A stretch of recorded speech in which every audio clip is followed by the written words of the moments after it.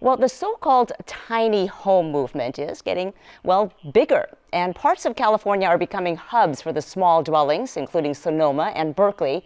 Moving away from McMansions and living a downsized, simpler life has its appeal to a growing number of people.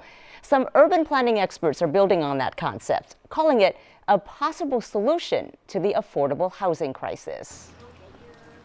Walking down the street in Berkeley, California, it might not catch your eye, but hidden in plain sight sits a small house that is part of a big movement. Come on in and take a look at my house. Altogether, there's probably 6 by 11, 66 square feet. The San Francisco Bay Area is a hotbed of the so-called tiny house movement. People like Nathan Williams are turning away from high rents or big mortgages, building their own small house and living a simpler lifestyle. This is a kitchen area, office, storage under here. This is a portal to the outer world, just a simple abode. Taking design cues from live-aboard boats and RV campers, now professional builders are turning tiny homes into somewhat of a cottage industry.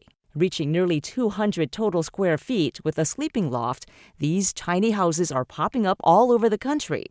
They're not considered permanent structures, so in urban environments such as Berkeley or Oakland, they don't need building permits.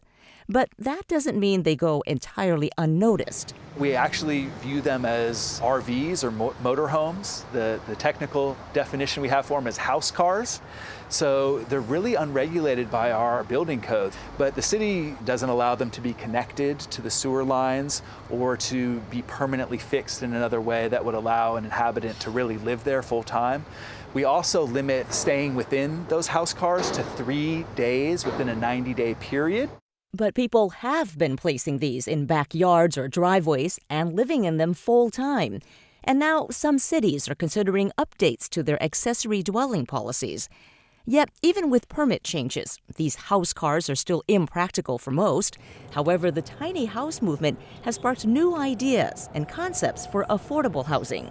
Today, there is a quietly growing trend of homeowners building fully permitted 500 to 800 square foot accessory residences on their property. This is a beautiful backyard. Isn't it beautiful? It's like being in paradise. In El Cerrito, Peggy Jones sold her longtime home and pooled resources with her son and his family. They now share a property with a main house and a small cottage they built for her in their backyard. This is my cottage, right? You must love it down here. Look at this. It's so cozy. I love it. Oh, this my. Is my very living nice. room. And it looks very spacious, actually. It's very spacious. Thing I really like the most is being close to this child and being able to watch her grow up. Do you think this is a good solution for other families looking for a solution to a multi-generational dwelling? Yes, because it works. Like they can help me when I need it. I can help them when they need it. And economically, with prices of houses being so expensive in the East Bay, we combined our resources. When you look at this place that you've built, your mother-in-law's living in it now, but it looks like it could be a really flexible space. We were definitely thinking into the future, but we wanted to make a nice little nest for Grandma, so we were mostly focused on that. I mean, we don't know what the future brings. It may be a rental unit in the future. My daughter may live there when she's older. It's hard to go wrong investing in your property. Most city planners agree this kind of development is not only beneficial for homeowners, but necessary for the region's growing future. Here in Berkeley, California, the city is pretty much built out. There aren't a lot of vacant parcels. In the next 30 years, the population of the Bay Area is projected to grow by more than 2 million people, with a need for 660,000 new homes. Karen Chappell, a city and regional planning professor at UC Berkeley, has closely studied these growth patterns and projections.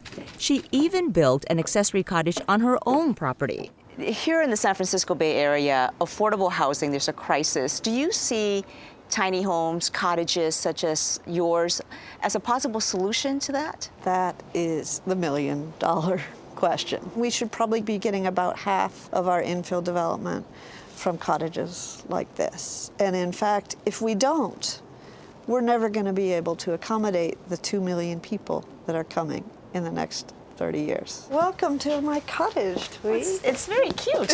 It's adorable. People fall in love with it the second they walk in. How many square feet? 250 on the bottom, 170 upstairs, so 420 total. I wanted to make sure that this could work as a housing unit, according to the city of Berkeley, and wasn't just my own kind of quirky tiny house.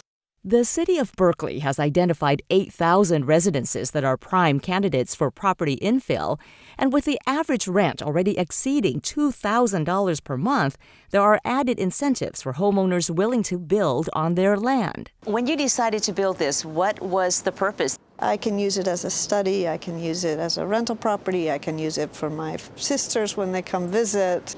We need to have spaces that work for different times of life, that work for different income levels, work for different parts of the family. What we need to be doing is thinking about how to make it financially more feasible for homeowners to build this type of unit. It's lovely. I think I could live here. Maybe I'll rent it from you. Anytime, and bring your family and move on in.